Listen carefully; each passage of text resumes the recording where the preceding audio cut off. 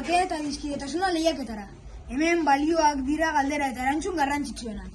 Gaur, gure parte hartzaileak hemen ditugu. Maili, Naia, Alba, Noa, Jon eta Irati. Prest zaudete?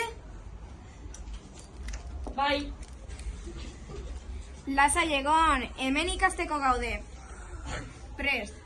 Hona hemen gaurko galdera. Zer da bakea eta dizkidetasuna? Hauek dira erantzunak. A. Arazoak hitz egin ez konpondu. Besteak ulertzea eta laguntzea. C. Barkatzea eta barkamena eskatzea. Eta azkenik D. Lagunekin une zoriontsuak partekatzea.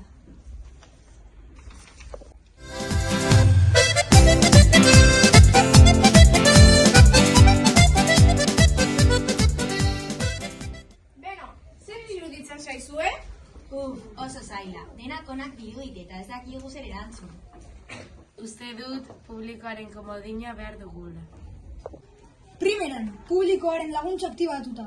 Entzun dezagun adituek zer dioten aukera bakoitzari buruz. Bakea arazoak hitz eginez konpontzea da. Bestea entzunda eta elkarrekin irten bideak bilatuz hitzik gabe ez dago bakerik. Adiskidetasuna laguntzea eta besteak ulertzea da.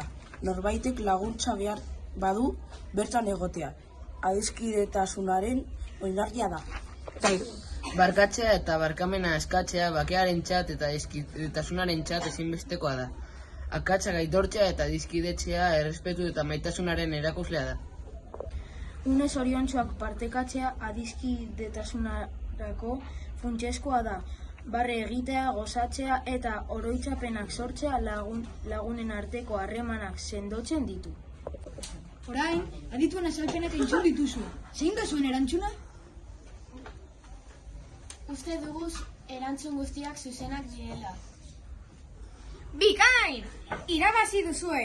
Bakea eta adiskidetasuna elementu guzti horiekin eraikitzen dira. Elkarrizketa, laguntza, barkamena eta une partekatuak.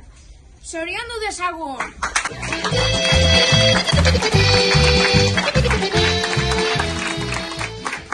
Eta horrela amaitzen dugu gaurko lehiaketa.